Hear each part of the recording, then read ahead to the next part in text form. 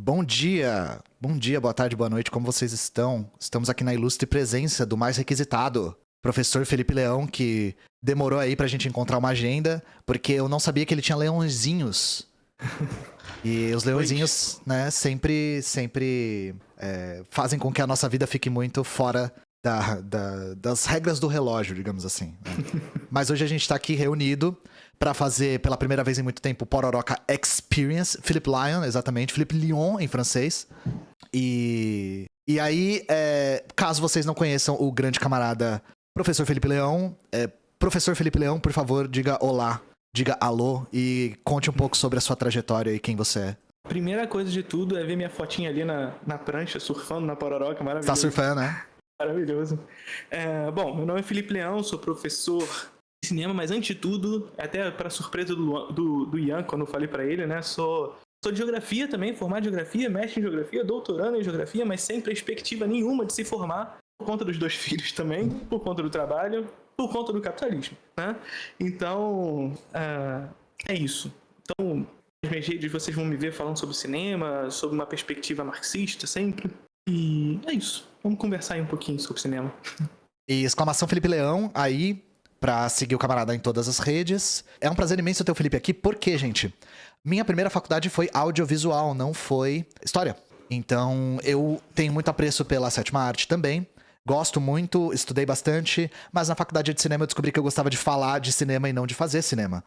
Felipe, como é que você foi de geografia pra cinema? É a mesma coisa comigo, assim. Na verdade, quando eu tava lá no meu vestibular, faz tempo, né? Mas eu tava nessa dúvida se eu queria fazer geografia ou se eu queria fazer cinema. Eu escolhi fazer geografia e depois, quando eu já tava na universidade, eu descobri que eu escolhi fazer geografia porque eu não queria jamais pensava a possibilidade de estar dentro de um set. Eu também de não. filmar. Então, assim, eu queria falar, né? Eu descobri que eu queria ser professor. E pude, nesse caminho, juntar o útil ao agradável nesse sentido e começar a dar aula sobre cinema. Aquele sofrimento que a gente gosta também, né? Você é professora? É professor, mas... Você é professor ou você trabalha também? Pois é, né? É isso. Tem uma galera que tá escrevendo aqui no chat meu nome todo errado, gente. Eu sei que meu nome é difícil, mas é PHI, 2 P's no final. Escrevi errado? Não, é o chat que tá escrevendo, é você não. Você tá. escreveu certo. Mas eu botei no exclamação todos os jeitos diferentes de Felipe. Tá. Porque pra galera poder errar à vontade, assim. Não, meu nome é todo errado. Mas aí você não chegou a fazer... O tio João, inclusive, falou na live dele pra eu mudar meu arroba pra mestre do cinema. Mestre do cinema. E falando em mestre do cinema, como é que você chegou no cinema se você não fez? Você não fez a faculdade de cinema? Assim, eu não fiz a faculdade de cinema, mas eu desde sempre estudei cinema, né? Porque é aquilo que eu falei pra você, eu tava lá desde o início na escolha entre cinema e geografia. Então eu desde sempre estudei cinema. Quando eu entrei na faculdade, eu fiz parte de um grupo de extensão chamado Educação Poética. E lá na Educação Poética, muito pela minha pressão pelo cinema, eu fui convidado a fazer um ciclo de palestras na universidade sobre cinema. E foi um sucesso, assim, uma galera chegou e tudo mais, e aí a partir disso fui convidado pelo Coarte lá da UERJ também, comecei a dar aula lá na universidade, aula assim, cursos livres, né, não no corpo da universidade mesmo, semestrais, e a partir daí fui entrando tanto na carreira como professor, como na carreira como crítico de cinema. E daí já vai 10 anos. Comecei em 2012, 11 anos esse ano, né? Então, isso. Aí hoje sou membro da Abracine também, que é a Associação Brasileira de Críticos de Cinema e tudo mais. Enfim, e aí indo nesse caminho. E se vocês Durante minha universidade, na graduação, eu estudei muito expressionismo alemão e estética nazista também. E no mestrado, meu mestrado foi sobre estética nazifascista. E como você enveredou, falando nisso, né, falando em especialidades, né, a gente te reconhece na cena aí como o marxista do cinema. E aí como que você enveredou pro marxismo dentro do cinema? Então, na verdade, a minha entrada no cinema, ela não foi especificamente por conta do marxismo, né? Então, assim, eu já desde antes de entrar na faculdade eu já gostava de cinema, né? Na universidade, eu já tinha leituras marxistas, assim, a graduação não por nos conta dá do curso, né? Não, na verdade, a graduação não nos dá, de fato, leituras marxistas, né? A gente tem leituras de esquerda e tudo mais. No curso de geografia não tem? A gente lê Milton Santos, sabe? Tem alguns autores que nos levam para esse caminho, mas não é a maioria, né? Como acreditam que é, né? Uhum. Mas eu já tinha leituras muito por fora, que na verdade é o caminho que a gente tem que fazer, né? Muitas vezes é pegar esse caminho por fora para poder ter essa leitura. Mas eu costumo dizer que, apesar de eu já me considerar marxista, né, desde que eu entro na universidade, eu sou da UERJ, no Maracanã, aqui no Rio de Janeiro, no momento da Copa do Mundo, onde começou a ter remoções ali na Mangueira, uma comunidade perto do Maracanã, e eu, de fato, sabe, instalou de fato a parada na realidade, né? Porque a galera ali da Mangueira estava sendo removida, começou a fugir para dentro da universidade, a polícia entrou na universidade, querendo pegar os caras, e a gente pra linha de frente para proteger os caras, né?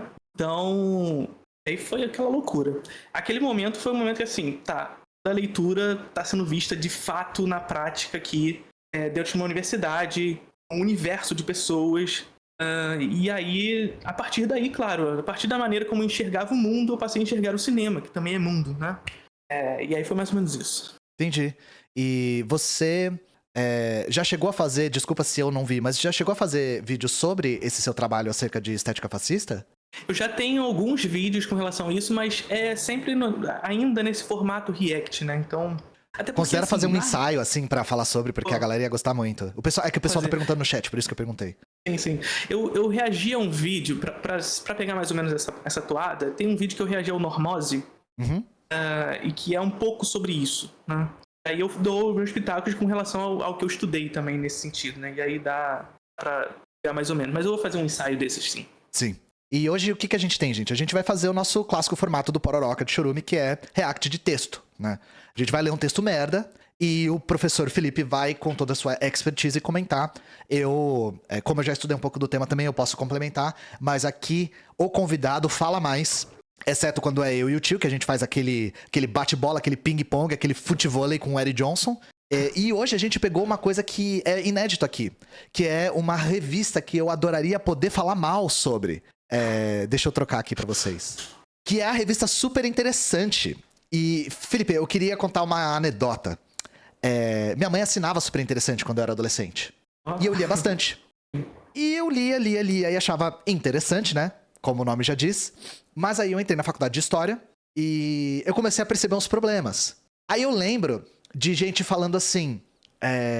Pô, você gosta da Super Interessante? Eu falei, eu acho bacana, exceto quando eles falam de história, porque quando eles falam de história é bem ruim, assim. Inclusive, as matérias de história, muitas delas são baseadas nos livros do Leandro Narlock, o que não dá pra ficar pior. Sim. E aí eu perguntei pra um amigo meu também que faz biologia, eu acho que eu comentei algo semelhante, ele falou, não, eu gosto da Super Interessante, exceto quando é biologia, quando eles falam de biologia é uma merda. E aí eu comecei a reparar que todo mundo que tinha uma área de expertise achava a sua área de expertise na Super Interessante uma merda. Eu acho que eu cheguei à conclusão de que, na verdade, a Super Interessante é uma merda. Porque ela é uma revista de discurso extremamente desqualificado. Esse aqui é o ponto. A escrita é muito desqualificada. E eu nunca tinha me deparado com uma matéria dele sobre cinema, pelo menos não nessa profundidade. E, assim, puta merda, hein, velho? Assim... Pra dar um exemplo pra vocês do como puta merda essa puta é merda, o Felipe mandou um da Gazeta do Povo e um da Super, e o da Super é bem pior. E aí vocês vão ver o nível aqui da merda. O título já diz bastante, né? O medíocre cinema brasileiro. Álvaro Upperman. Eu tentei até achar esse Álvaro Upperman, eu não achei isso na internet. Deve ser jornalista. Porque geralmente no caso da Super não é crítico, não é especialista, não é mestrando, não é doutorando, não é estudioso, não é pesquisador, é jornalista, sabe? E nada contra jornalistas, mas assim, né? Jornalistas sabem escrever, às vezes eles não sabem do que escrever, esse aqui é o problema. E aí a gente vai ler, eu vou ler o texto e Felipe me interrompa quando você achar necessário. Isso. Não é por falta de apoio que o cinema brasileiro é ruim. já começou categórico aqui, por quê? Não é. O que ele tá querendo dizer aqui? Muitos dos críticos de cinema e dos analistas de cinema brasileiro usam o argumento de que falta investimento no cinema brasileiro. Esse argumento é real ou é falso, Felipe? É real, total. Assim. É muito real. É muito real. E assim, a gente até pode dizer que... eu até tava conversando com a galera esses dias, que foi anunciado recentemente no governo Lula um investimento de 1 bilhão produção audiovisual nos próximos anos, né? Eu falo assim, cara, avanço, beleza. Tivemos um avanço em relação a números aqui, a quantidade, mas é a gente pensar que 1 bilhão, gente, é o valor de um filme da Marvel. É pouco. 1 bilhão de reais, a gente festeja e tudo mais, mas é o valor de um filme da Marvel. Claro que assim, a gente não pode também pôr em pé de igualdade, em pé de comparação a nossa indústria com a indústria de Hollywood, porque, enfim, é uma indústria hegemônica no mundo, sobretudo por conta do imperialismo, por conta de guerra, por conta disso, né? Aquele vídeo que viralizou seu não lembro qual foi o podcast, né? Que os Estados Unidos deu certo por conta Deu muito, da guerra, o cara que mora na Flórida. O maluco morando na Flórida e falando que o capitalismo dá certo pra caralho lá. Pois então, é perfeito pro cinema aquilo também, porque é isso, os Estados Unidos entra com o cinema, porque o cinema é importação de ideologia, né? Total. A Segunda Guerra Mundial demonstrou muito isso. Ali antes da Segunda Guerra Mundial, nós tínhamos um cenário de minimamente disputa, digamos assim, entre as potências do norte global, né? A gente tinha uma indústria forte na França, uma indústria forte na Alemanha, uma indústria forte na Itália, a gente tinha uma indústria forte na Dinamarca, inclusive Dinamarca, sim. O estúdio mais antigo do mundo ainda em atividade é dinamarquês, que é a Nordisk. Enfim, a gente tem uma série de indústrias, inclusive a japonesa também, forte naquele contexto, porque com a Segunda Guerra Mundial, claro, esses países palcos da Segunda Guerra Mundial têm as suas indústrias enfraquecidas. E quem vai cobrir esse espaço? Quem vai atender essas demandas que já estavam construídas, já estavam ali? Os Estados Unidos, né? Então, os Estados Unidos e Hollywood se consolidou globalmente como uma hegemonia global por conta da guerra, sabe? E não só a Segunda Guerra Mundial, mas as guerras que eles mesmos financiaram também ao longo da história, né? Então, é isso. E aí a gente e assim, com o Estado, né? Aquele velho discurso sempre. Porra, muito. Desde a década de 10. Sim, liberal acreditando que Hollywood se formou por conta do mercado privado, né? Não. Nem fudendo, foi um projeto muito bem calculado. E aí tem com esse discursinho de que a gente não precisa de investimento, que a gente não pode se proteger, que não tem que ter uma política minimamente de proteção à nossa cultura, assim, para minimizar os problemas nesse sentido, né? E uma pessoa no chat salientou bem. Começa o título falando medíocre e na primeira frase já é ruim, né? Passou de medíocre pra ruim muito rápido. É porque, assim, apesar de medíocre semanticamente significar aquele mediano, média, né? Medíocre eu acho que é pior do que ruim, semanticamente, assim, sabe? Ruim pelo menos você é lembrado, né? Medíocre você é esquecido. Você lembra de um filme ruim, você não lembra de um filme medíocre. Exatamente. Afinal, a dita ressurreição do nosso cinema pós-era color se deu com a recepção entusiástica de um filme pífio. Carlota Joaquina, eu tenho muito a dizer sobre esse filme. Muito a dizer sobre esse filme. E coincidiu de ser um filme que eu mencionei pra dar um exemplo acerca do 7 de setembro. Porque é um filme que tem aquela tese de que o Brasil é uma fraude. De que o Brasil foi construído em cima de pessoas que eram incompetentes, ou charlatãs, ou burras, ou malandras demais, ou moralmente desviadas. Esse filme realmente é um filme que tem uma tese muito perigosa. E é uma tese que é muito defendida nos livros do próprio Leandro Narlock. Mas assim, de certa forma também é o cinema da retomada mesmo. Né? Sim, o cinema da retomada é um pouco vamos disso, explicar o né? que ele tá querendo dizer com retomada, né? Assim, essa é uma história que eu sempre conto pra galera, né? O cinema brasileiro, e pra falar do cinema da retomada a gente tem que voltar um pouquinho.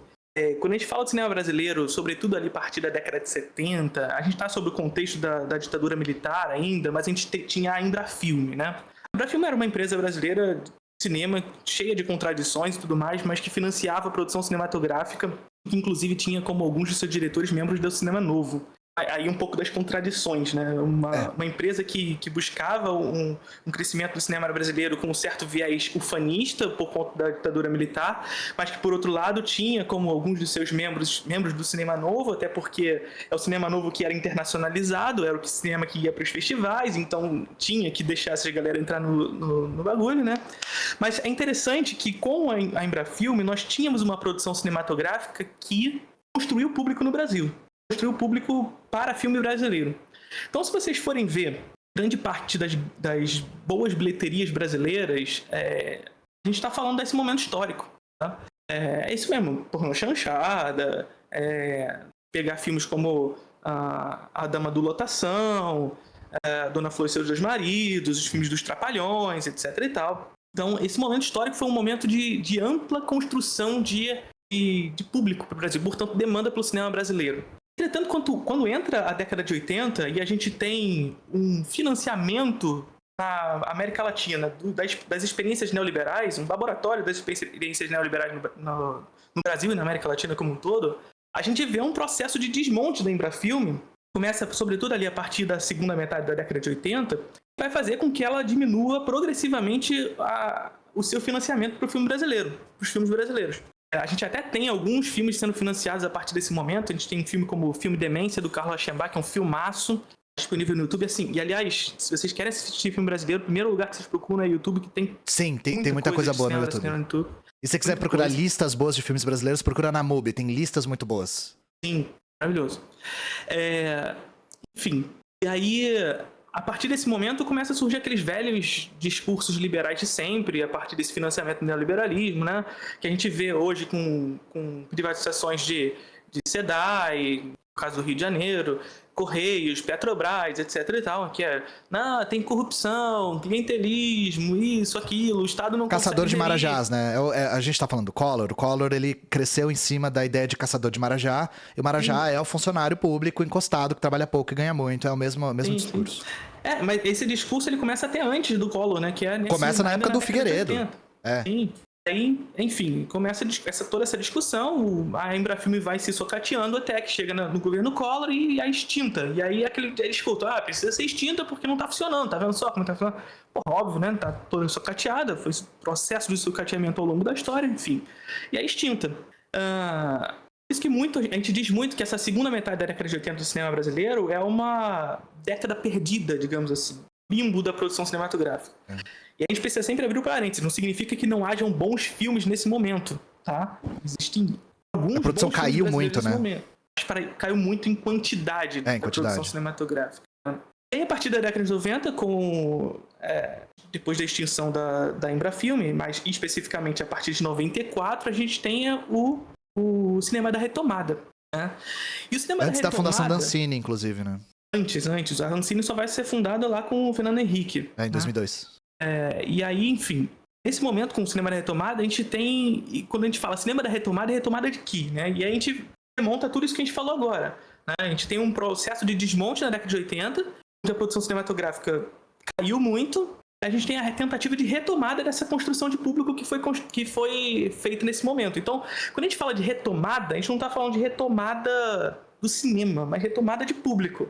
Parênteses, claro, os Estados Unidos financia todo esse projeto neoliberal aqui, e quem vai atender as demandas que foram deixadas quando a Embrafilme vai embora? Os Estados Unidos.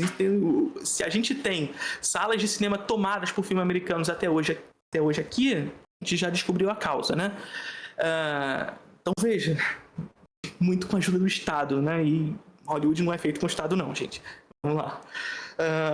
E aí, a gente fala então que a cinema da retomada ele é uma busca por construção de público, não necessariamente uma construção de cinema, é justamente porque a gente não consegue enxergar de fato no cinema da retomada uma tentativa de resgate histórico de uma estética que foi construída ao longo do cinema brasileiro. Né? Então pegar cinema novo, cinema marginal, pornô chanchado e tudo mais, que vinha construindo uma dita estética nacional, foi, de certa forma, abandonada, digamos assim, por um projeto de construção de tentativa de construção de público, importando a forma americana para comunicar temas nacionais. Então é isso. O conteúdo é nacional. Essa forma é estrangeira. Mas a grande questão que a gente precisa ter em mente aqui Hollywood faz filme hollywoodiano desde sempre. Tá? Qual filme vai ser assistido? Quem vai conseguir construir esse público aqui? E a gente passa a perceber que, assim, é uma coisa que eu sempre digo pra galera, aqui no Brasil a gente trata o cinema americano como mais nacional que o cinema brasileiro. O cinema brasileiro como gênero. O cinema brasileiro é gênero, o cinema americano é nacional. E não é culpa do público. Não, culpa imagina. De uma construção de gosto. Tá? E essa é outra coisa que eu sempre tô falando com a galera. Gosto é construído. E no cinema, gosto é demanda. Sabe? Vamos continuar, porque vai ter muita coisa aqui que a gente pode continuar comentando a respeito disso. Né? Outro filme apenas mediano é Central do Brasil. Porra, falar que Central do Brasil é mediano, aí você tá forçando a barra já, né? Você tá querendo ver coisa ruim onde não tem, né? Eu particularmente, você é o chato, né? Eu gosto do filme, eu acho um excelente filme. Eu acho um ótimo filme, mas eu não acho brilhante, não. Eu acho que é o Walter Salles no Walter Salles, assim, importando uma estética americana pra fora. Mas eu acho ele muito competente em executar essa estética, em todos os filmes dele. É competente. Eu acho um bom filme, não vou falar que é ruim, não. Tem outros do Walter Salles que eu acho melhores, inclusive, uns menos conhecidos, por exemplo. Eu acho o Abril Despedaçado melhor. Abril Despedaçado eu acho melhor também. Então, o Abril Despedaçado, inclusive, que é inspirado em literatura comunista albanesa. Não sei se vocês sabiam disso, né? E fica a dica aí, se vocês quiserem ver um filme do Walter Salles melhor que o Central do Brasil, o Abril Despedaçado é uma... Porque a família Salles é classe média, né? Então, assim... O Walter Salles é um dos homens mais ricos do Brasil, né? Então... Não, saiu até a notícia, é o segundo, né? Segundo maior cineasta mais rico do mundo, que não trabalha no cinema. Do mundo, não falei do Brasil. Foi elevado à condição de obra-prima e levou multidões às salas de projeção. O público brasileiro é ou não é uma mãe pro cinema nacional? Ou não é? Primeiro aqui considerando já com essa fala, o público brasileiro é ou não é uma mãe pro cinema nacional, de que a demanda tá posta, né? O público brasileiro escolhe o que ele vai assistir e ela escolhe o cinema brasileiro. O livre mercado da cultura, né? Não existe nenhum tipo de influência externa. Você vê o que é melhor e escolhe por uma questão de mérito. Não é assim que funciona? Puramente. Inclusive, as salas de cinema são assim, né? Você tem bastante opção. Você vai numa cidade do interior, tem uma gama vastíssima de filmes pra você assistir. Não precisa ir pro interior, não. É o shopping aqui do lado da minha casa, na Tijuca. Aqui se for em cinema de shopping, então, nossa, a variedade é exemplar. Sim. Que, aliás, é uma outra construção. Aí é meu lado geógrafo, né? Nesse sentido. Quando o cinema cinema de shopping, né? Quando o cinema sai da rua e vai em direção ao shopping, a gente tem na geografia costuma dizer que é uma concentração da atividade global no local, né? Então o shopping é como se fosse uma feira global, né? Essa feira que a gente tem na rua de frutas, né? Que é uma feira local, a gente transporta ela para uma escala global no local. Então uma série de marcas que se organizam no mesmo lugar, e aí o cidadão sai de casa, se desloca até o shopping, e ao entrar no shopping ele entra em contato em uma série de estímulos de consumo, né? E o cinema é o último deles, porque tá no último andar do shopping. Então ele passa, compra uma roupa, compra uma casquinha, compra um fast food, compra um chocolatezinho, vai na bomboniere e depois vai pro cinema. E a gente depois fica perguntando por que o cinema ficou caro, né? É claro que o ingresso também ficou caro, mas todo um processo de... uma escala de consumo que é construída quando o cinema vai ao shopping que se estabelece também. E agora a gente tem uma transição também do cinema de shopping pro cyberespaço, que é o cinema na nossa casa. No celular, então assim, streaming, o consumo, né? tá posto o tempo inteiro, né? Porque o consumo ele é permanentemente acessível. Essa que é a grande diferença. Você não precisa mais se deslocar para um espaço físico para consumir, você pode consumir 24 horas por dia. Perfeito. Apesar disso, os nossos cineastas falam em um, abre aspas, complô do público, fecha aspas. Repara que nossos cineastas não têm nenhuma citação porque ninguém nunca falou isso, né? Nunca, ninguém. Nunca. Essas palavras nunca saíram da boca de nenhum cineasta. Contra o cinema produzido por aqui. Eles seriam dos responsáveis pelo nosso fracasso cinematográfico. Outra queixa muito comum, também sem fontes, né? Porque provavelmente vai ser alguma coisa que ninguém nunca falou, é de que não existe no Brasil uma política cinematográfica governamental. Errado. Novamente, ninguém nunca falou isso porque realmente está errado. Sim. Então, né? Pois é. E assim, a gente tá falando só de políticas que surgem ali a partir da década de 90, que é quando ele tá pondo aqui a parada, né? Mas eles gostam de dizer muito. Inclusive tem aquela galera lá do Brasil Paralelos, né? Sim. Financiados pelo Brasil Paralelos, dos Nerdola lá, né? Que eles adoram enaltecer um momento do cinema brasileiro onde as pessoas iam ao cinema pra assistir por gosto, né? E aí eles citam os Trapalhões, aquilo que a gente falou no início da live, né? Era 100% financiamento, gente. Era 100% financiamento, 100% cota de tela. Então, assim, sabe? Se tinha construção de público, era por conta disso. Não era porque o brasileiro escolheu assistir o filme brasileiro. E de 1951, com a criação do Instituto Nacional de Cinema por Getúlio Vargas, e olha só, Felipe, ele podia ter ido até antes. Na década de 30 já tinha programas federais de estímulo ao cinema. Quando você falou de cinema ufanista, a ditadura não foi a primeira a fazer... A ditadura militar não foi a primeira a fazer cinema ufanista. Na época do Vargas já tinha cinema ufanista. Eu dou o exemplo do Descobrimento do Brasil do Humberto Mauro. Que é um filme assim, você quer falar de um filme cringe? Tá aí um filme cringe pra você, sabe? A parada de cinema no governo Getúlio era de estímulo à educação, de fato, de construção de um imaginário do povo. De imaginário nacional, sim. Os filmes do Humberto Mauro, não só o filme, mas também os curta-metragens que ele produz entrando no Brasil, né? Enfim, buscando a figura do do caipira, a figura do trabalhador rural e tudo Sim. mais, enfim. Série desses filmes. Mas ele podia, o que eu tô falando, ele podia ter voltado até mais pra falar sobre isso, né? Passando pela Embrafilme, cria da Junta Militar em 1969. Não sei por que ele falou Junta Militar e não do governo militar, né? Não era uma junta militar, era um governo militar, né? Já era do... 69 já era o Costa e Silva ou era o Médici? Eu me perdi nas datas. Não lembro agora. Enfim, eu nessa data às vezes eu me confundo um pouco. Mas, enfim, eu sou ruim com data, gente. Me corrijam aí no chat. E pelas leis federais de incentivo à cultura dos anos 80 e 90, Lei Sarney e Lei Rouanet. Chegamos ao recém-nascido Frankenstein do governo Fernando Henrique, a Agência Nacional de Cinema, Ancine, ou seja, são 50 anos de planificação e incentivo oficial para o desenvolvimento de uma indústria cinematográfica brasileira. Bom, ele não fala também da destruição da Embrafilme do período de hiato que nós tivemos, né? Mas isso é uma coisa só conveniente. Até porque a criação da Ancine, de certa forma, foi uma tentativa de mitigar os problemas da extinção da Embrafilme. Exato. Quanto tempo a gente ficou sem? Ficou 10 anos sem. 10 anos. 11 anos sem, uma coisa assim. E aí, enfim, e a gente precisa dizer aquilo de sempre, né? É melhor ter a Ancine do que não ter, mas a Ancine não resolve os problemas. A Ancine é uma agência regulatória, é um projeto neoliberal, foi criado pelo Fernando Henrique Cardoso, gente. Então, assim, melhor ter do que não ter. Sim. Mas tem seus problemas. O pessoal me corrigiu. Foi junta militar depois da morte do Costa e Silva. Teve por isso que ele botou junta militar. Costa e Silva morre, fica junta militar, depois o Médici assuma. É isso, tá certo. A outra justificativa para a nossa incompetência é a de que não existem recursos técnicos e financeiros para que se possa fazer um bom cinema aqui. Errado de novo. É interessante que todas as questões que ele fala, dizem por aí tal coisa, ele nunca cita ninguém, né? Não tem, porque não tem. A gente tava lendo esses dias os votos do Supremo Tribunal Federal, né? E nós vimos o voto do... Quem que tinha falado algo? O Zanin, né? O Zanin tinha votado contra a descriminalização do porte de maconha. E aí falaram que ele usou a livre consciência. Que é o famoso... Ele inventou. Ele inventou. Então a gente tá falando aqui que esse jornalista tá usando livre consciência. Dizem por aí que tal coisa. Livre consciência. Desde meados dos anos 80... Não tem recursos técnicos e financeiros e tudo mais... Não é verdade isso. Ele bota errado de novo, mas não é verdade.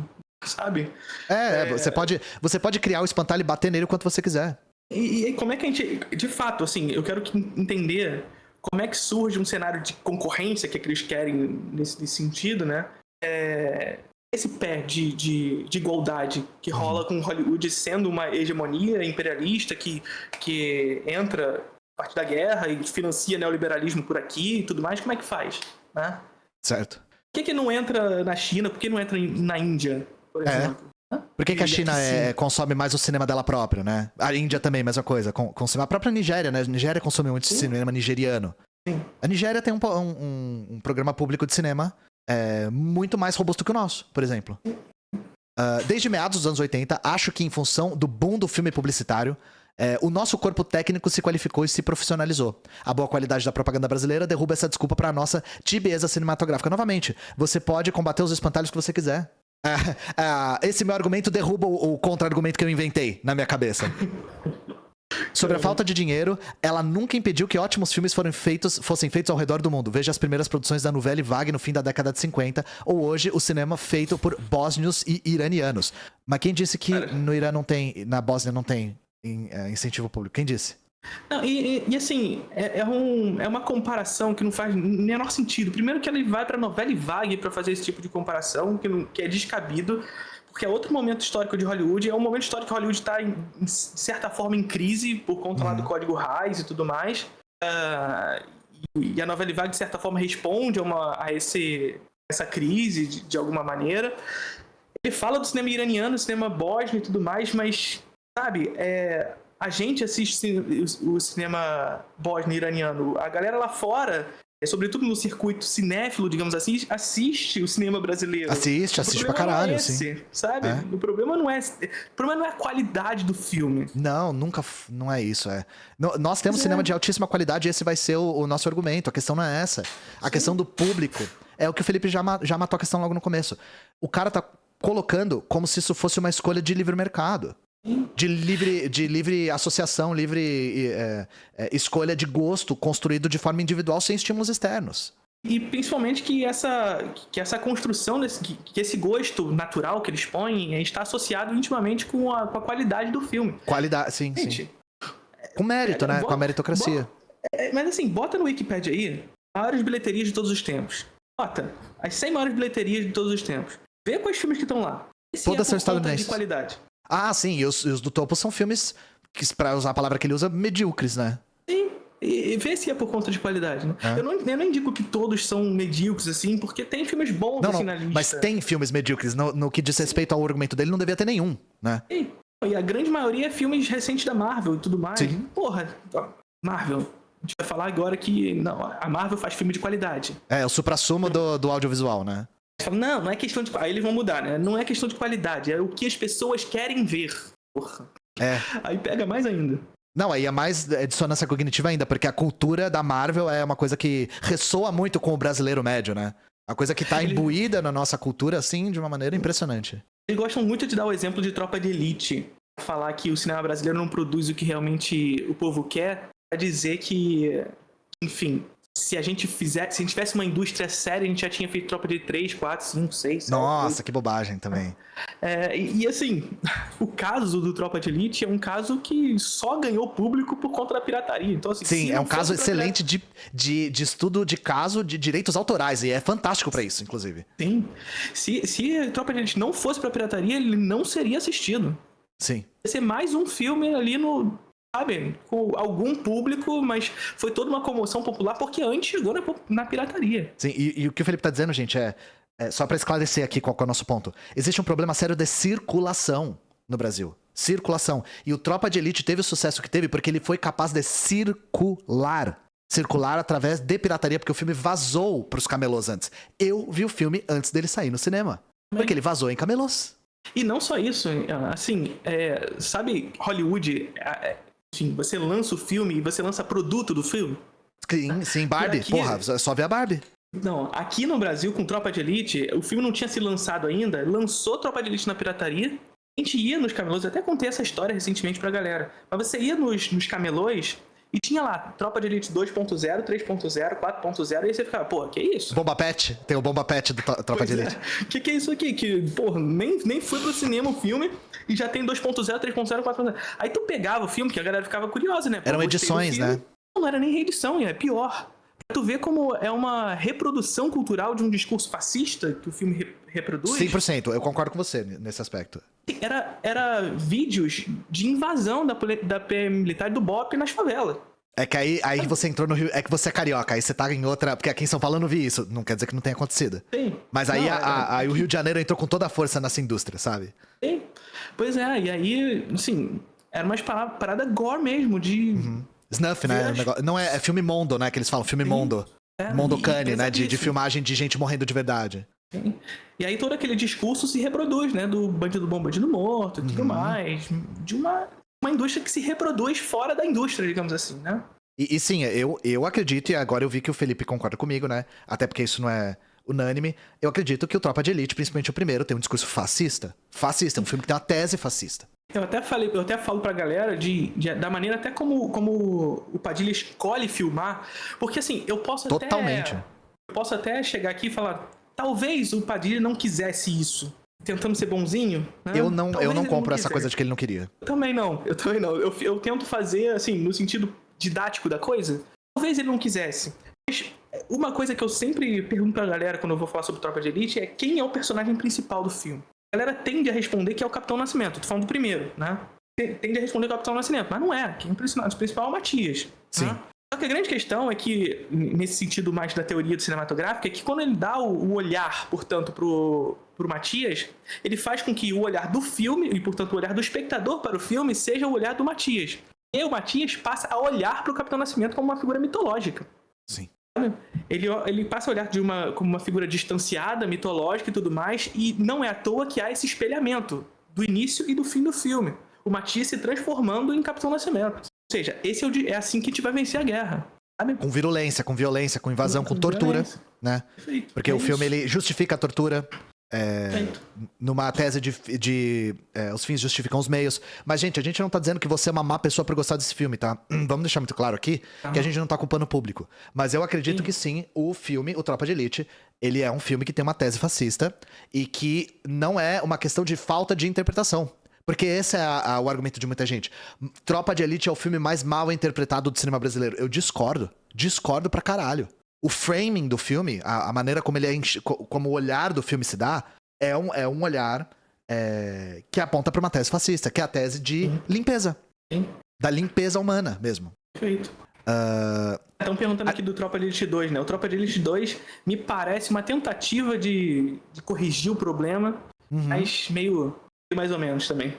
Que aí é outro filme, né? Que tem outra tese, tem a ver com a formação das milícias no Rio de Janeiro. Isso. Ele entrega o olhar pro Capitão Nascimento. O Capitão Nascimento é o personagem principal do filme. Aí sim, ele começa a ver os problemas dentro da Polícia Militar, termina daquela forma que a Polícia Militar precisa acabar e tudo mais. Então ele tenta meio que voltar atrás do que ele fez antes, de alguma forma. A desculpa mais esfarrapada é a de que o cinema americano faz concorrência desleal aos cineastas pátrios. Sem fontes, sem citações, etc. Descontando o caso dos curtas-metragens dos anos 70, o lobby dos estúdios de Hollywood faz pressão para que os nossos curtas não passassem nos cinemas antes dos filmes americanos. O cineasta brasileiro não tem do que se queixar dos americanos. Hoje eles até estão se associando a nós. A Columbia e a Warner, por exemplo, deram-se conta de que o cinema nacional pode dar lucro. Cara, isso aqui é uma coisa fantástica, porque ele enxerga a questão como sendo, se não houver intervenção direta, não houve intervenção alguma. Não significa, não muda nada o fato de que o cinema americano é produzido em maior escala, com maior frequência, com maior capitalização, com maior capacidade de circulação, que o imperialismo estadunidense faz com que a língua inglesa seja mais familiar para nós, que a cultura deles seja mais familiar para nós. Isso aqui, nenhum dessas coisas tem fator, né? Não, e assim, de certa forma, Columbia e Warner vieram aqui e tudo mais, parece que eles são bonzinhos nisso tudo. Não, gente, é porque é fácil tirar remessas daqui, sabe? E hoje ainda mais, porque hoje a gente tem o streaming, né? E o streaming, a gente tá vendo as greves acontecendo aí, né? E a gente tá falando muito sobre a questão dos Estados Unidos, mas a gente não percebe qual é as questões que o streaming tem causado em outras nacionalidades. E aqui no Brasil a gente não tem aberto debate sobre regulamentação do streaming. A gente pensar, gente, que assim, a gente tem aqui no Brasil um sistema, a FSA, né? Que é o de fomento ao setor do audiovisual, só que com o streaming a gente não tem, com a não regulamentação do streaming, a gente não tem números, a gente não tem nada para saber o quanto de remessas está saindo do Brasil para fora. Então a gente está perdendo a oportunidade de fomento ao cinema brasileiro por conta disso. Basicamente, o que a gente está falando aqui é que os serviços de streaming atuam no Brasil sob a ótica da livre concorrência. Sim. Sabe? Não tem nada que se deixa aqui no Brasil a partir disso. É do capital monopolista e desregulado. É capital monopolista desregulado totalmente, assim. Pra fora tudo. E aí, a grande oportunidade que a gente tem de regulamentar isso e ver remessas que hoje a Netflix e outros streamings produzem, que saem daqui, de pessoas que assistem os filmes daqui, e que a gente não tem essas remessas fechadas aqui com a gente, para financiar o nosso cinema, para financiar o nosso audiovisual, porque o Fundo Setorial Audiovisual é isso, gente. É uma parte dessas remessas que vão para o estrangeiro, ou outras formas de captação também, enfim, não vem ao caso, pela qual, a partir desse fundo, nós temos um fomento à produção audiovisual. E o streaming não tem isso. Uhum. Não tem. E as outras empresas pagam um valor, tipo, se eu não me engano, é 3%, sabe? Então... E é interessante porque dá pra fazer um paralelo do streaming com outras formas de economia vinculada a Big Techs, que são, na sua maior parte, desreguladas. Então nós não temos, por exemplo, uma regulamentação do Airbnb, que é outro tipo de economia envolvendo tecnologia de ponta, né, e de dar informação na palma da nossa mão, né? O streaming é a mesma coisa, a gente luta pra ter regulamentação de iFood, de Uber, essas coisas assim. A gente tá vivendo essa nova era de trabalhos vinculados à tecnologia da informação que não são regulados, e o capitalismo monopolista se aproveita disso. Sim. E vai todo aquele discurso, né? E aí, quando se abre o debate sobre regulamentação de streaming, começa... Se fala de censura, né? Não, e mais que isso, ainda começa uma discussão, tá? Vai regular, mas vai regular como? Tem que regular tal como o cinema. Não, mas a gente não é cinema. Uhum. Então vai regular tipo televisão. Não, mas a gente não é televisão, sabe? A gente não é cinema porque a gente passa conteúdo ao vivo, a gente passa futebol agora. Mas a gente não é a televisão porque a gente tem o on-demand aqui e tudo mais. Uhum. Então assim, não se estabelece qual o setor, e aí o debate se joga pra frente e nunca sai. É infrutífero tentar arranjar álibis para a nossa falta de jeito para o cinema. Melhor seria lembrar aquele velho cartoon dos anos 60, que mostrava um sargento do exército americano reunindo os soldados dizendo: rapazes, descobri nosso inimigo, somos nós mesmos. O cara realmente tá comparando a guerra do Vietnã com a produção do cinema brasileiro, né? Mas enfim, a tese do cara já tá posta. A culpa do cinema ser ruim é são os próprios brasileiros. Mas aí eu quero ver como é que ele constrói esse argumento. O inimigo do cinema brasileiro tem nome. Uma doença chamada brasilidade. Meu Deus. Eu não tinha lido esse texto, tá, gente? Meu Deus. Eu tô me recuperando ainda, calma. Do dano mental de ler isso. Difícil. Quem fez um brilhante diagnóstico dessa doença foi o filósofo Olavo de Carvalho em O Imbecil Coletivo e o Futuro do Pensamento Brasileiro. Não, é um diagnóstico brilhante, porque ele virou estrelinha. Isso. Felipe, tá vendo essa figura embaixo de você? Não sei se você tá assistindo o stream. Tô vendo. Sabe quem que é essa pessoa que tá embaixo de você? A figura que não vai ver essa live, né? Não, nem vai poder responder, nem vai poder fazer réplica nem tréplica. Gente, a gente tá lendo a Super Interessante, tá? A gente não tá lendo a Gazeta do Povo, a Revista Oeste, a gente não tá assistindo Jovem Pan. A gente tá vendo um maluco falando que a culpa do cinema brasileiro ser ruim é a brasilidade e tá citando Olavo de Cadáver. Essa é a revista, tá? Segundo Caralho, o que distingue a cultura brasileira de todas as outras é o esforço obsessivo na definição do que é genuinamente nacional. Em sua forma mais radical, nega o direito de cidadania a obras que não tenham uma cor nacional. Esforço obsessivo na definição do que é genuinamente nacional. Professor Felipe Leão, essa definição aqui parece o quê? Você que estudou estética nazista. É exatamente isso. E assim, é uma compreensão de, assim, a gente pensar que Hollywood, né? Hollywood faz o quê? Hollywood tem um esforço obsessivo na definição do que é genuinamente nacional. É obsessivo e reiterado, inclusive altamente regulado. O Felipe mencionou o Código Reis. O que é o Código Reis, se não um reforço brutal do que seria genuinamente nacional e genuinamente aceito nos valores estadunidenses? Porque caso vocês não saibam, o Código Reis é um código de censura aprovado na década de 30 e que só parou de ser aplicado na década de 60 e 70. Então, na década de 50, vai sendo generoso. Um código de autocensura dos estúdios americanos, né? Porque assim, autocensura porque eles já sabiam que ia rolar censura em algum momento, né? E é aquele velho discurso, né? Não, censura só aconteceu nas experiências socialistas, sabe? Nossa, o Código Reis era muito mais rígido do que qualquer censura de qualquer experiência socialista, gente. E assim, pra não falar também da censura não institucional, digamos assim. A censura silenciosa, né? Assim, se o jovem brasileiro, americano, seja geral o que for, quer fazer um filme e o estúdio fala não vai fazer, ponto. Acabou. Mas isso não é visto como censura, é visto como livre mercado. Livre mercado, né? A busca por uma identidade nacional pode até ter seus méritos. Não notamos, entretanto, que ela só é importante para nós, não para o resto da humanidade. Peraí. Não notamos, entretanto, que ela só é importante para nós, não para o resto da humanidade. Eu acho que eu não entendi essa frase. Eu acho que é muito partindo desse lugar do livre mercado mesmo, de que o cara tá dizendo... Não, peraí. O cara tá dizendo que a busca por uma identidade nacional só é importante pros brasileiros. Felipe, eu quero me drogar, velho. Não, a gente tem que buscar uma identidade romena agora, tá? É isso que a gente tem que buscar. Aqui. Não, é claro, a identidade brasileira é importante pra nós, mas identidade nacional é condição sine qua non de qualquer estado nacional, gente. Não existem estados nacionais sem você criar identidade nacional. A frase clássica é: antes de criar a Itália, precisamos criar o italiano. Vocês acham que eles estavam buscando o quê? Identidade nacional na Itália, caralho! Meu Deus, mano! Faz o menor sentido. A importância de uma obra de arte brasileira não pode e não deve ser medida por sua maior ou menor brasilidade, mas por sua universalidade. Mas quem disse que é medido por sua brasilidade, irmão? Não, é porque ele tá partindo do pressuposto, Ian, do pressuposto americano. Que os Estados Unidos construíram a ideia a partir de que eles são universais, Eles são universais, de que eles produzem são de valores universais. Uhum. É por isso que o cinema é um exportador de ideologia, e as pessoas acreditam nisso. Que aquilo ali que está sendo exportado, não é sobre os Estados Unidos. Não é sobre uma imposição ideológica. É porque eles produzem cinema para o mundo mesmo. É o humano, sabe? É o normal, é a estaca zero, né? Aquela parada que eu sempre falo, a gente nasce, chora, pede um filme da Marvel, morre. É assim que funciona. Posto, assim, eles só têm a necessidade do mundo, sabe?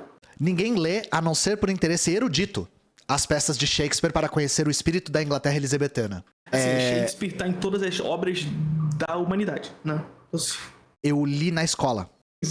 Não, e é aquilo que eu sempre digo pra galera: você não precisa ler Shakespeare pra estar lendo Shakespeare. Também. Vai estar basicamente em toda a elas estão imbuídas, as peças do Shakespeare estão imbuídas na cultura. E assim, o currículo escolar é importantíssimo pra decidir o que é cultura e o que não é. Shakespeare decidiu-se que Shakespeare é alta cultura. Eu li O Sonho de uma Noite de Verão do Shakespeare na escola. Não foi por interesse erudito do meu eu de sei lá quantos anos eu tinha, 11, acho. Não se assiste aos filmes de Andrei Tarkovsky para conhecer a União Soviética das eras Khrushchev e Brezhnev. Cara, é muito louco isso aqui. O cara tá muito louco de ideologia. Gente, os filmes do Tarkovsky dizem muito sobre a União Soviética. Muito. Sobre a União Soviética da era Khrushchev e Brezhnev. Muito. Muito. Vocês não fazem ideia. É assim... Tarkovsky, Parajanov, essa galera toda aí. Sim, a galera da década de 60 e 70, o cinema deles diz muito sobre essas eras, sim. Sobre o socialismo soviético nesse período, sim. Lemos Shakespeare e assistimos Tarkovsky para nos conhecermos. Nossa, que poético, né? Não, Tarkovsky e Shakespeare não tem ideologia. Não existe nada por trás da propagação desse tipo de obra. É o individualismo aqui, né? Nada, você lê e é como a obra fez você se sentir. Sim, perfeito. É uma parada que toca a gente assim por dentro. Só isso, sabe? É o velho discurso da arte deslocada da realidade. Na literatura brasileira, o local e o universal conseguiram se harmonizar e deram magníficos frutos em Machado de Assis, por exemplo. Já o nosso cinema está em luta permanente. Fazer de cada um dos nossos filmes espelho do Brasil é não só um esforço fútil, mas também um esforço inútil. É uma tarefa tão pesada que acaba consumindo o melhor da inteligência do criador. Em nome da brasilidade, o Brasil renegou 2 cineastas que poderiam ter dado uma enorme contribuição artística para o nosso cinema: Mário Peixoto e Alberto Cavalcante. Em nome da brasilidade, engessamos e inibimos nossa criatividade. Felipe, que porra é essa? Como é que o Brasil renegou o Mário Peixoto em nome da brasilidade? Não faço ideia, assim. Gente, o filme do Mário Peixoto ficou perdido por 30 anos. E hoje é considerado o maior filme do cinema brasileiro, então. Sim, é considerado o primeiro filme de autor do cinema brasileiro. Limite o nome, quem não sabe. Então, assim, eu não sei como é que isso é renegar. Sim. E se vocês entrarem aí na hemeroteca digital, joga Limite na hemeroteca digital, você vai ver que houve muitas reportagens sobre o filme. Sim. Muitas. E o Alberto Cavalcanti foi um diretor que fez muito sucesso no estrangeiro e voltou pro Brasil pra... Esse nome é familiar. Que filmes que ele fez, Felipe? Voltou pro Brasil pra ser diretor da Vera Cruz. Ah, sim, que era a produtora de maior orçamento da época. Sim, ali na década de 50 e tudo mais. Mas ele fez... Lá no estrangeiro ele fez filmes como... Ele fez aquele francês, né? Que é... De horror, é um de terror, que esqueci o nome agora, fugiu da cabeça. Mas ele tem aquele Nada Além do Tempo, não é? Isso, eu acho que Tá, isso. é o Nada Além do Tempo. Nada Além do Tempo é um filme que ele fez na França, que inspirou Metrópolis, inclusive. Sim. Então é um excelente cineasta, isso é verdade. Mas, gente, tem uma coisa em comum entre o Mário Peixoto e o Alberto Cavalcanti. Eles faziam cinema de autor, só que eles eram homens ricos. Ambos eram homens ricos. Sim. E isso que fez com que eles tivessem a capacidade material de fazer cinema de autor. Não foi uma elevação espiritual. É porque os dois tinham capital pra investir nas próprias obras, tanto que os dois trabalharam na França. Na Solidão da Noite, o nome do filme de terror, de 1945. Eu tava tentando lembrar, busquei aqui na internet. Maravilhoso esse filme, inclusive. Mas sim, o Alberto Cavalcanti Sim, o Alberto Cavalcanti, os filmes dele são em francês. Eu lembrei agora que você falou. E foi o que você falou. Eu não sei como é que o Mário Peixoto foi renegado. Mesmo na época que o Felipe falou, a história do Limite, né? O Limite ele foi exibido em pouca circulação, né? Em baixa circulação, mas houve várias reportagens sobre o filme dizendo que era uma experiência extraordinária e o filme ficou perdido. Então, o público só teve contato com esse filme através de reportagens. E o filme virou uma espécie de lenda. Há boatos, inclusive, que o Sergei Eisenstein falou do filme. Que o próprio Orson Welles também, dizem que ele assistiu o filme e tal. A gente não sabe se isso é verdade, mas assim, imaginem que é um filme, isso é que é extraordinário acerca do Limite. É um filme que foi exaltado como uma grande obra nos textos, sendo que ninguém tinha visto, e quando ele foi resgatado, ele realmente era tão bom quanto se falava. E isso é que é o mais extraordinário da história. Tá disponível no YouTube, tá? Sim, mas novamente, por que o Mário Peixoto conseguiu fazer um filme de autor na década de 30? Porque ele era um homem rico. Ele era um homem rico que se inspirava muito no cinema francês da época. Inclusive, uma das cenas mais famosas do filme é inspirado numa revista francesa, que ele viu em Paris. Não é uma coisa assim de... ele é um brasileiro que dentro de si buscou o que tinha de mais artístico na... Sabe, gente? Isso é muito infantil, sabe? É uma análise infantil. Ele tem muitas inspirações europeias, assim, francesa. Inspirações do próprio Eisenstein também, em alguns momentos. É isso, as inspirações dele são europeias. Mas aí quando é francês é universal, né, Felipe? Quando é francês é universal, quando é francês não é regional. E é engraçado que é justamente isso, né? Os dois exemplos que ele traz é o Mário Peixoto, com inspirações no estrangeiro, e Alberto Cavalcante, que tem boa parte da sua carreira atuando No estrangeiro. também. É. Aí isso não aponta pra uma direção, gente? Os cineastas brasileiros deveriam parar de se preocupar em capturar o Brasil em seus trabalhos. Isso é secundário. Deveriam se preocupar com aquilo que rende bom cinema. O roteiro, a direção de atores, cuidado formal no artesanato do filme. Cinema é forma, Felipe. Cinema é forma. É qualidade da fotografia. É qualidade da cenografia.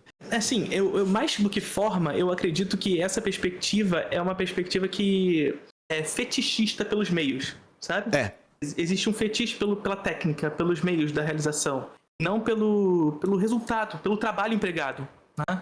É o que eu sempre digo pra galera, técnica é meio, e técnica pela técnica não produz absolutamente nada, assim como qualquer coisa na sociedade, não é só no cinema não, né? Então você demanda de um trabalho a ser empregado sobre esses meios para que se provoque algum resultado de fato. Sim, o formalismo e o conservadorismo andam sempre juntos, isso é muito verdade, formalismo e conservadorismo andam juntos. Eu queria dar um exemplo, inclusive, disso que o Felipe tá falando, que é o movimento Dogma 95. Que quis extirpar o cinema da sua forma pra demonstrar como o conteúdo era o que carregava o cinema. É uma experiência bastante interessante, é uma experiência...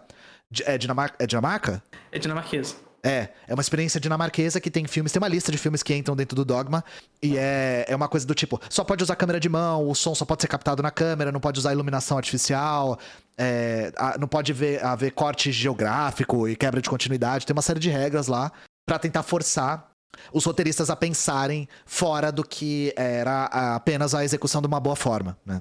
Assim, eu particularmente não sou tão fã do Dogma.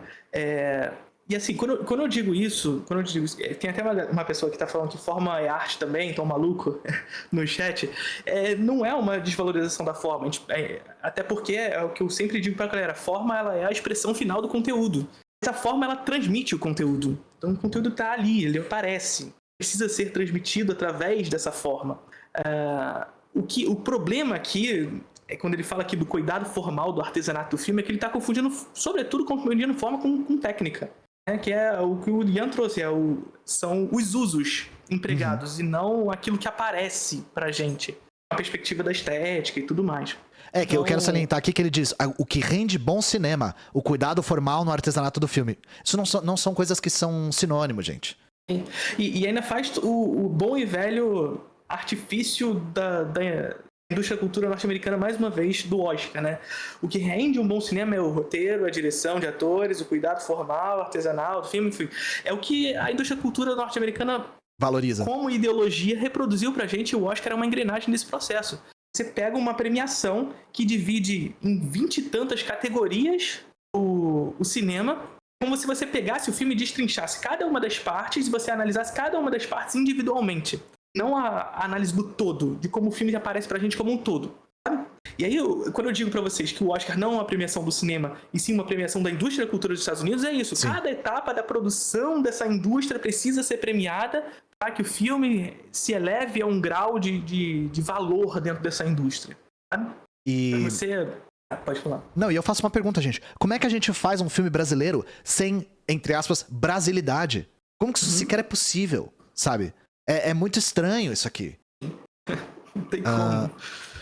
E vai muito nessa toada, assim, para além... Quando a gente fala de brasilidade, é para além de uma construção de somente, e assim, é importante isso tudo, mas da história do cinema do Brasil, sabe? Então, a gente precisa filmar a história do Brasil e tudo mais, precisa.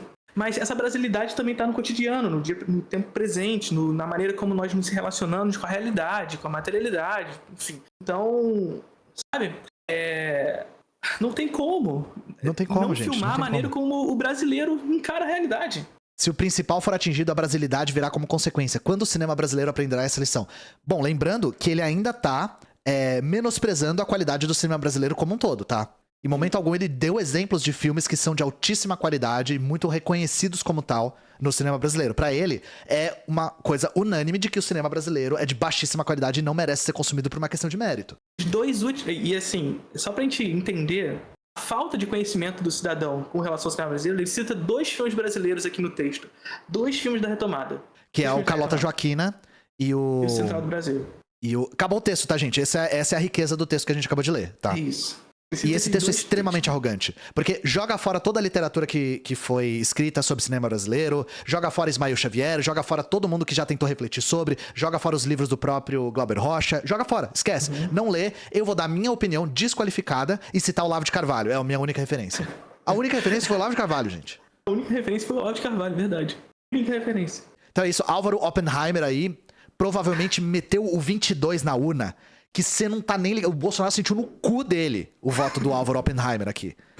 De tanto que ele votou no Bolsonaro, esse cara. Mas é isso, gente.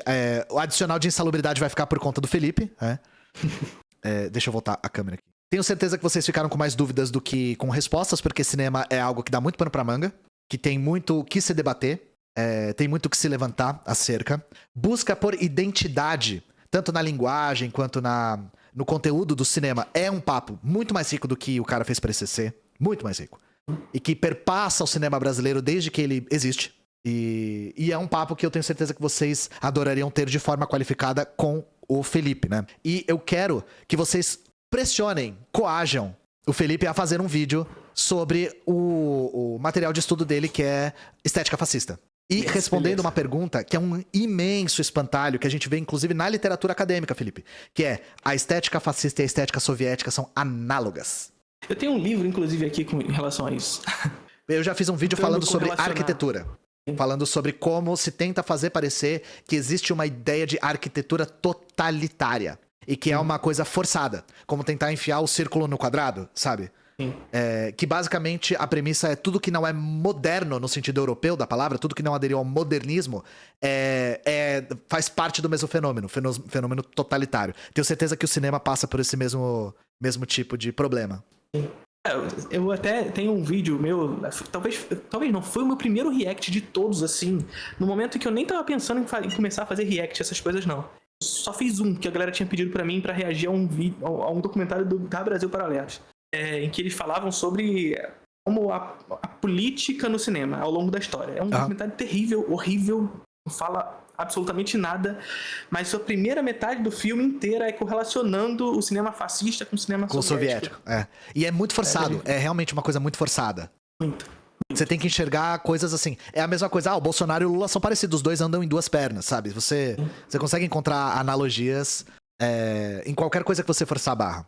Mas aí fica aí a dica, porque isso é uma coisa que a gente encontra, Felipe, infelizmente ainda na literatura acadêmica. De maneira apodítica, autoexplicativa. Todo mundo sabe que as duas coisas são parecidas. Não preciso falar muito sobre. E na arquitetura é a mesma coisa, inclusive, né? Similaridade entre Bolsonaro e Lenin, que é uma coisa que a gente já leu, inclusive, numa matéria. Matéria da Metrópolis, eu acho. Que tava falando bolsonarismo marxista-leninista. Que é aquele momento, eu quero fumar sapo, né? Beijo no coração de vocês e ouçam Franca Aguiar. A galera tá pedindo pra eu cantar Belo aqui. Você cantou Belo na sua live? Na minha live é uma cantoria de Belo do início ao fim.